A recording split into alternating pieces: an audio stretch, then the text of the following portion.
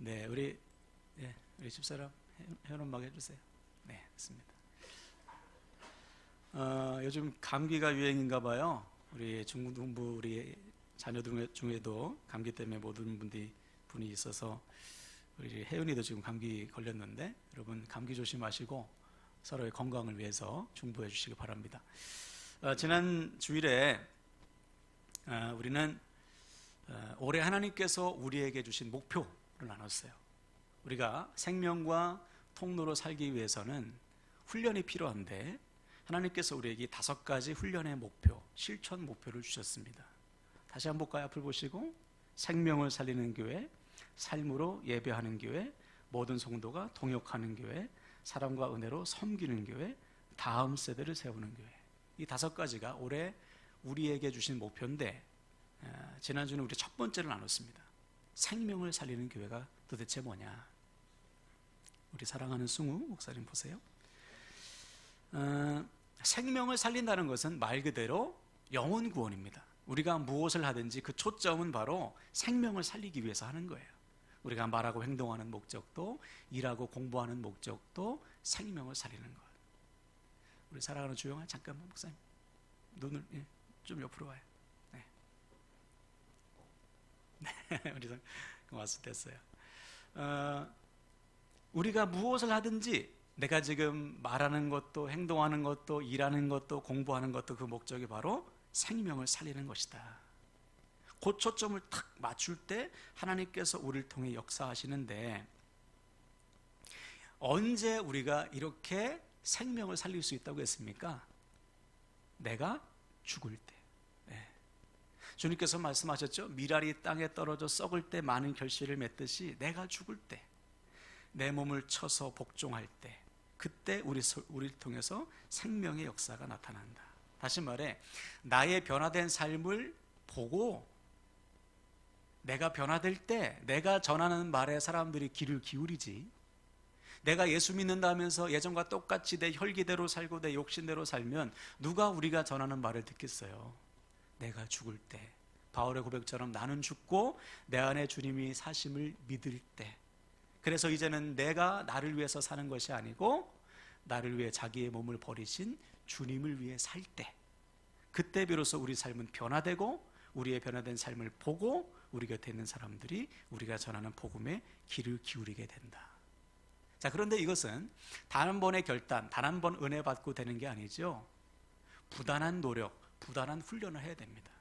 주님께서 2가지 실천사항 주셨죠. 첫 번째는 뭐였어요? 자기를 미워하라. 더 이상 네 자신 위해 살지 말고 다른 사람 살리기 위해 살아라. 주님을 위해서 살아라. 2번째는 뭐였습니까? 주님을 따라가라. 언제까지? 일평생. 세상이 원하는 길, 세상이 알아주는 길, 내가 좋은 길이 아니고 주님께서 기뻐하시는 길을 가라. 끊임없이 걸어가라. 그때 주님께서 우리를 귀하게 여기시고 우리 삶을 책임져 주시는 거예요. 여러분, 저와 여러분의 삶이 일평생 생명을 살리는 삶, 그 일에 쓰임 받으시기를 주님의 이름으로 축원을 드립니다. 아멘. 자, 오늘은 2번째 실천사항을 나누겠어요. 자, 한번 따라할까요? 삶으로 드리는 예배. 네, 우리가 생명과 통로로 살기 위해서는 예배가 회복되어야 됩니다. 예배가 살아있어야 돼요.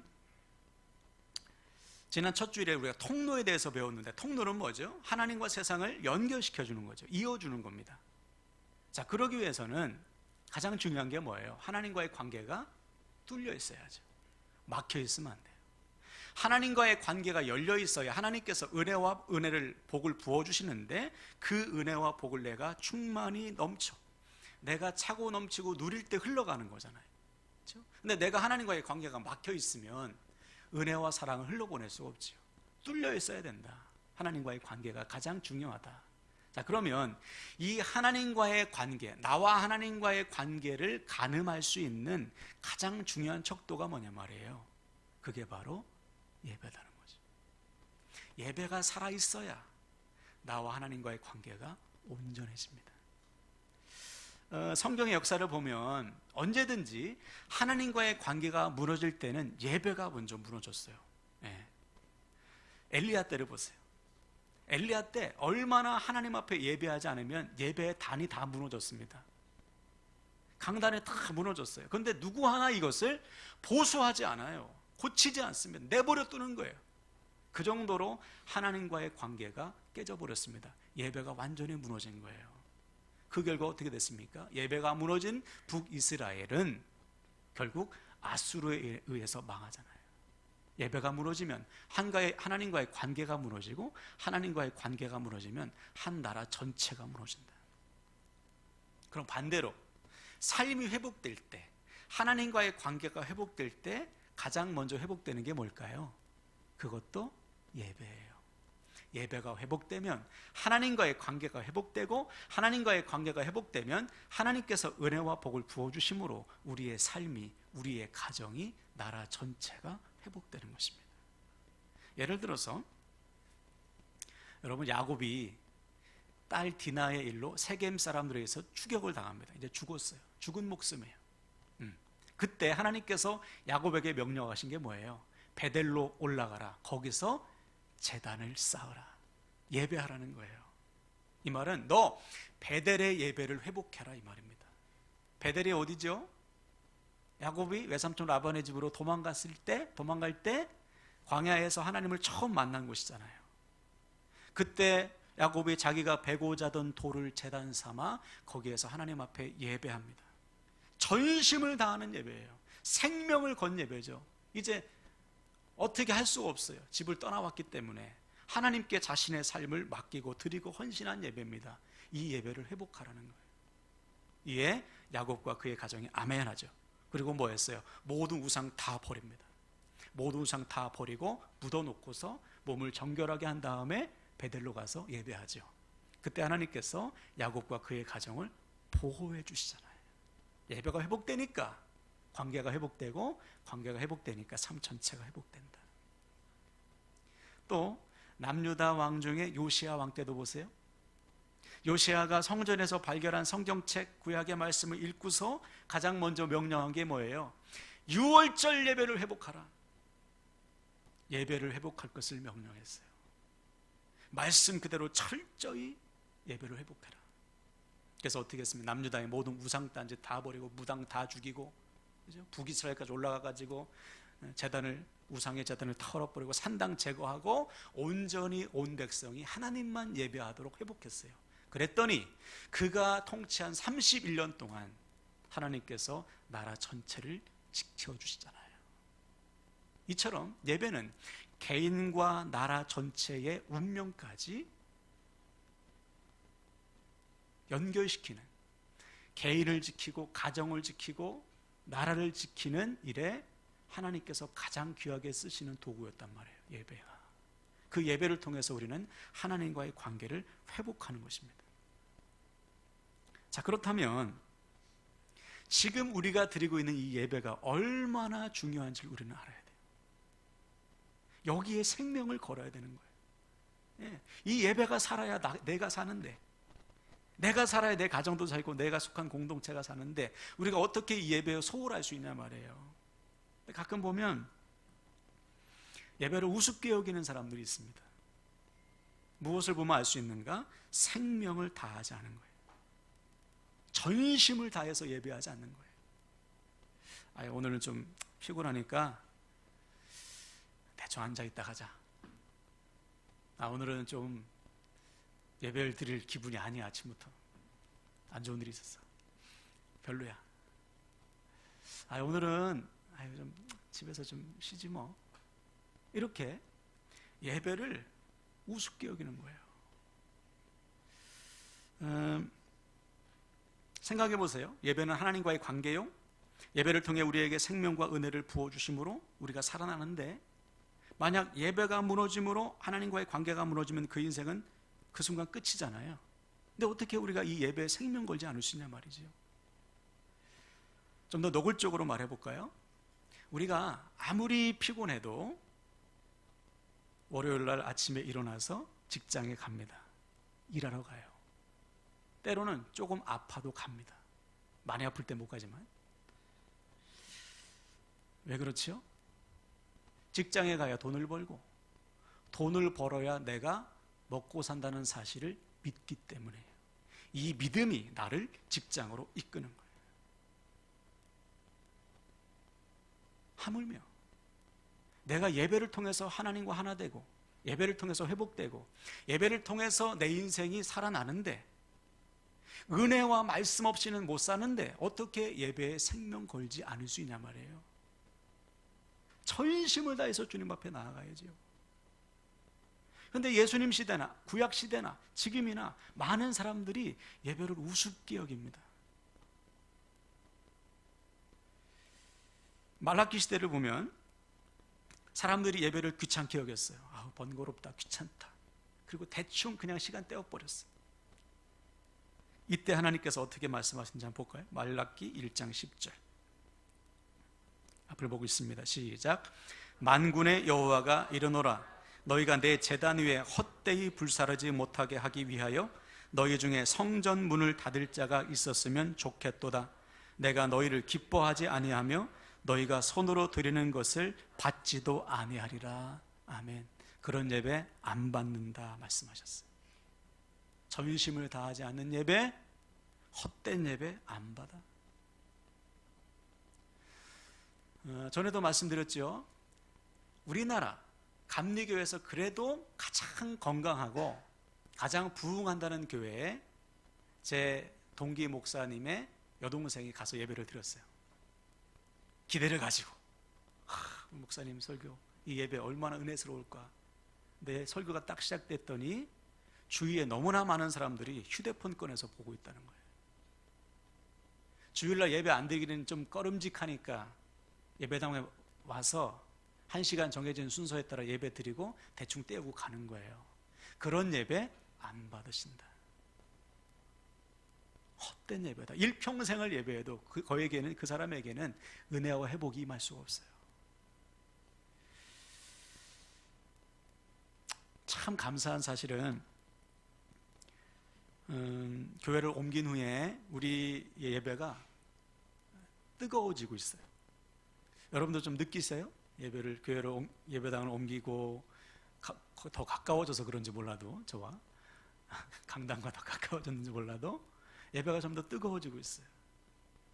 바라기는 이것이요. 연초니까 연말이니까 좀 뜨겁지 이것이 아니고 일평생 주님 앞에 가는 그날까지 우리 예배가 뜨거운 예배, 열정적인 예배가 되기를 원합니다. 그래서 이 예배 가운데 하나님께서 부어주시는 은혜와 회복을 우리가 날마다 누렸으면 좋겠어요. 자, 그런데 우리가 생명을 다해서 예배한다는 것, 우리가 열정적으로 예배한다는 것은 과연 뭘까요? 예배가 무너지면 죽는다, 예배가 살아나면 산다. 그렇다면 생명을 다한 예배, 전심을 다한 예배, 이게 어떤 예배일까? 이것은 단순히 꼬박꼬박 주일을 성수하는 것을 말하는 게 아닙니다. 남들보다 큰 소리로 찬양하고 큰 소리로 기도하는 것, 이것만 의미한 것도 아니에요. 예수님 시대에 누구보다 예배를 잘 드린 사람들이 있었습니다. 바리새인들이었어요. 그들은 주일을 빼먹지 않았어요.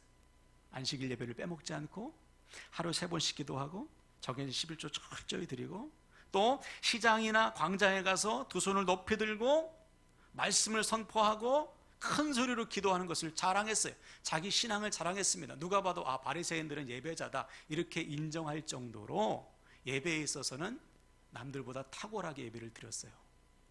그런데 주님께서는 그들을 향해 뭐라고 말씀하셨습니까? 이렇게 말씀하셨어요. 마태복음 23장 27절 우리 앞을 보고 한번 읽어봅시다. 시작. 화 있을진저 외식하는 서기관들과 바리새인들이여 회칠한 무덤 같으니 겉으로는 아름답게 보이나 그 안에는 죽은 사람의 뼈와 모든 더러운 것이 가득하도다. 아멘. 그렇죠? 회칠한 무덤 같다. 회는 흰색 반죽을 해서 겉에는 깨끗한 것처럼 보이지만 그 안에는 죽은 사람의 시체와 더러운 것이 가득하다, 역겹다는 거예요.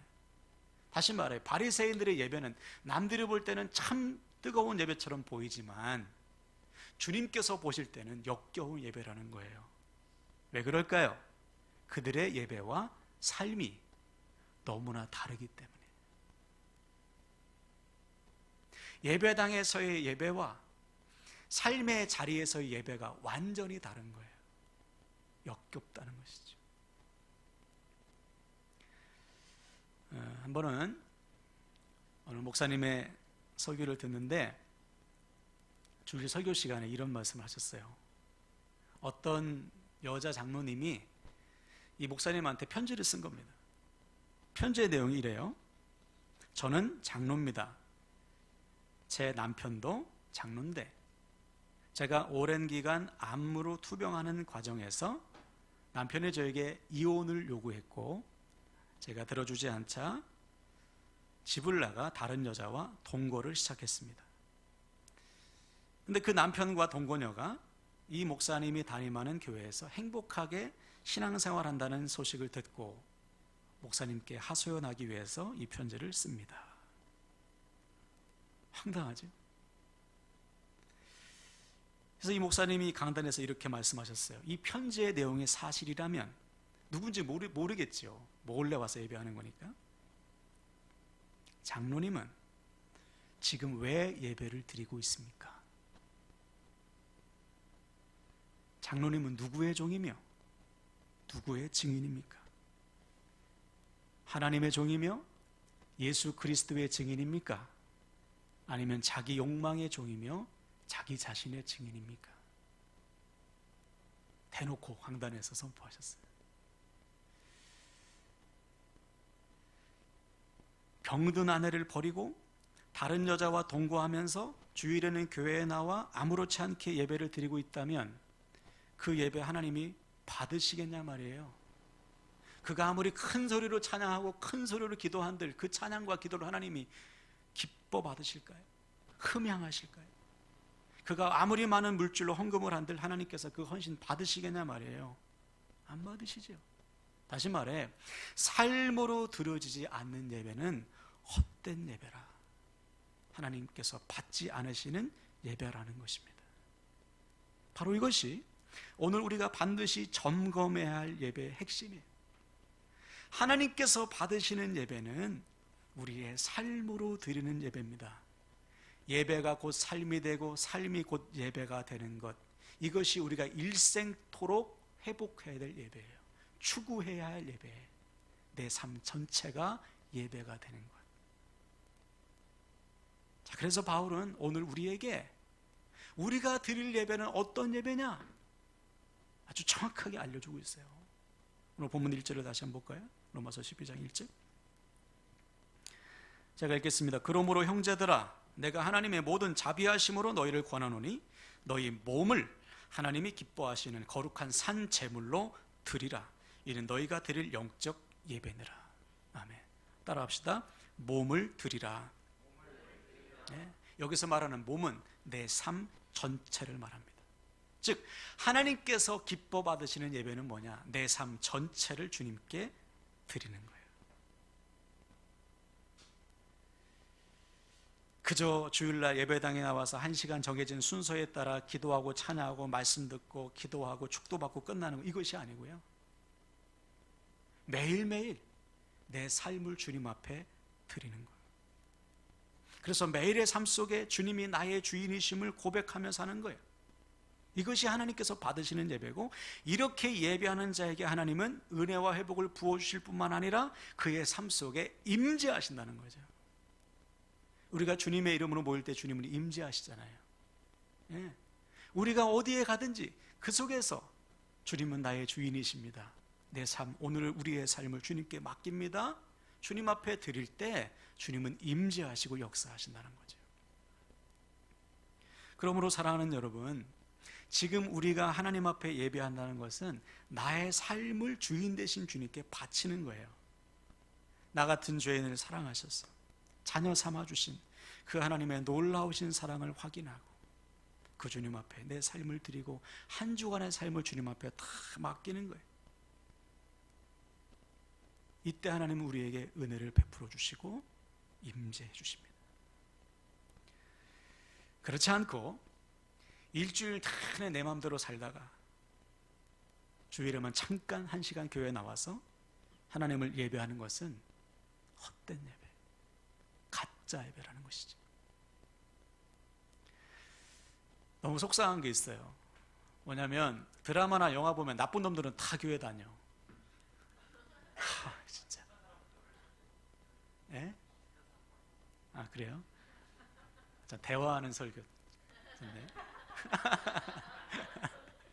아니, 그래요. 대부분의 나쁜 놈들은 다 교회 와서 기도해요. 세상이 보는 교회가 그런 거예요.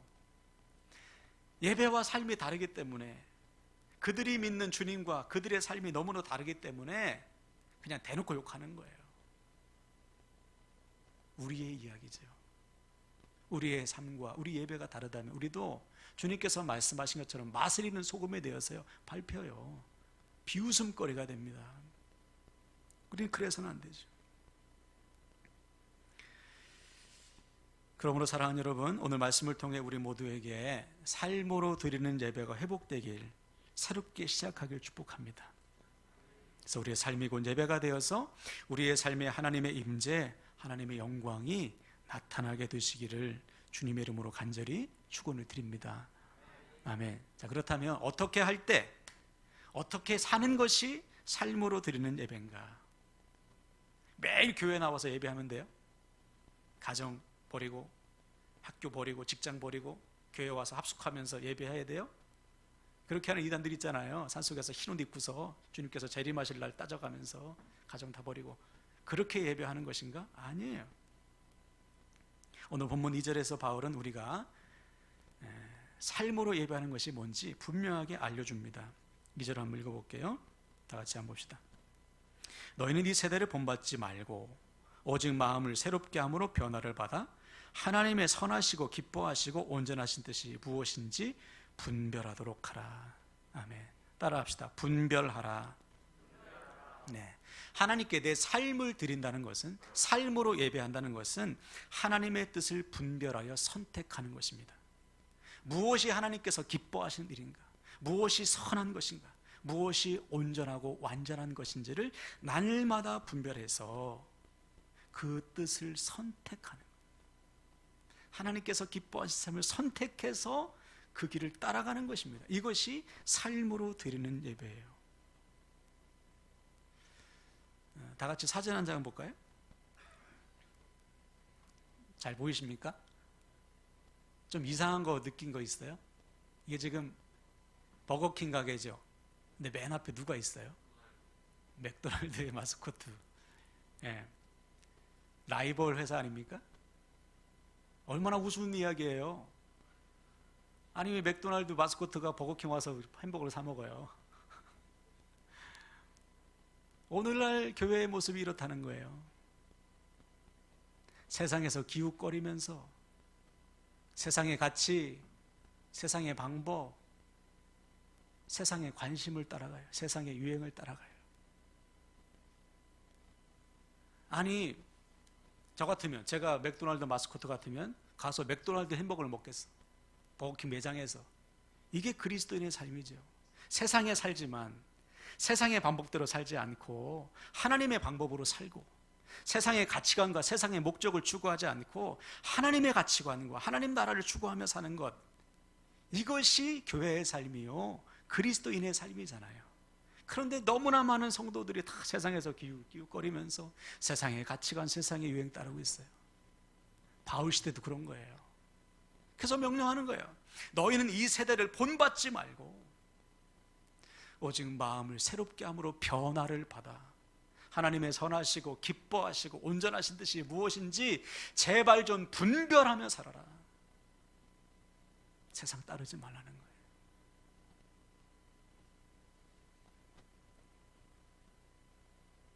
이렇게 살면 하나님의 영광이 없습니다. 어디서든지 내가 하나님의 자녀임을 생각하고 분별하며 살 때 우리가 하는 모든 일에 하나님의 영광이 임해요. 예, 임재가 나타나고 역사하십니다. 이것을 우리가 체험해야 되는 거예요. 아직 체험이 없어서 이렇게 못 사는 거예요. 체험이 없으니까 그냥 섞여 사는 거예요. 여러분 올 한 해 우리 체험했으면 좋겠어요. 예, 내가 하나님의 뜻을 선택하며 살 때 하나님이 내 삶에 임재하시고 역사하신다. 이 분명한 진리를 체험하는 저와 여러분 되시길 축복합니다. 아멘. 자, 그래서 바울은 오늘 우리에게 명령하는 거예요. 분별해라. 무엇을 하든지 큰 것만 분별하지 말고 작은 것, 아주 사소한 것까지 하나님의 뜻을 분별하며 살아라. 물론 하나님의 뜻을 분별하는 것이 어렵습니다. 그죠? 쉽지 않아요. 명확한 건 쉬운데 명확하지 않은 건 좀 어려워요. 근데 그때 우리가 쉽게 분별할 수 있는 방법이 있습니다. 나를 빼놓으면 돼요. 선택할 때. 나를 완전히 없애면 선택하기 쉬워. 내 욕심을 다 내려놓으면 무엇이 하나님께서 기뻐하시는 것인지 분별하기 훨씬 수월합니다. 이것을 매일 훈련하셔야 돼요. 지난 주일부터 우리 예수 동행 훈련 시작하는데요. 오늘 2주차인데 여러분 유튜브로도 실시간 되고 또 녹화가 되니까 나중이라도 여러분 보시면서 같이 하면 너무 좋아요. 제가 이 예수 동행 훈련을 하면서 느낀 게 뭐냐면, 저에게 일어난 가장 뚜렷한 변화는 뭐냐면 주님을 더 생각하는 거예요. 말 한마디를 해도 주님께서 기뻐하시는가? 주님께서 원하시는가를 생각하고 말하게 돼요. 그냥 필터가 주님이에요. 주님이라 예수님의 필터를 통해서 우리가 자꾸만 생각하는 24시간 그렇게 훈련이 돼요. 물론 이것을 딴 사람한테 적용하면 안 돼. 예수 동행 훈련하는 사람이 그러면 돼? 그러지 말고 자기 자신에게 적용하면 돼요. 주님께서 기뻐하실까? 주님께서 원하시는 것인가를 생각하며 사는, 이게 삶의 예배라는 거죠. 그렇게 분별하기 시작할 때 우리의 삶이 예배가 되기 시작한다. 말씀을 마치겠습니다. 그러므로 사랑하는 여러분, 오늘 우리는 삶으로 드리는 예배를 회복해야 됩니다.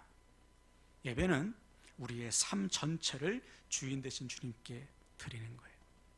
내 욕심과 뜻이 아닌 하나님의 뜻을 분별하며 하나님께서 기뻐하시는 일에 내 삶을 드리는 것입니다. 그때 우리의 삶은 곧 예배가 되어 우리의 삶의 모든 영역에 하나님의 임재와 영광이 나타납니다. 할렐루야. 이 확신과 소망 가지고 오늘부터 모든 상황 속에서 하나님의 뜻을 분별하며 삶을 드림으로 하나님의 임재와 영광을 누리는 예배자로 살아가시기를 주님의 이름으로 간절히 축원을 드립니다. 아멘. 이 시간에 말씀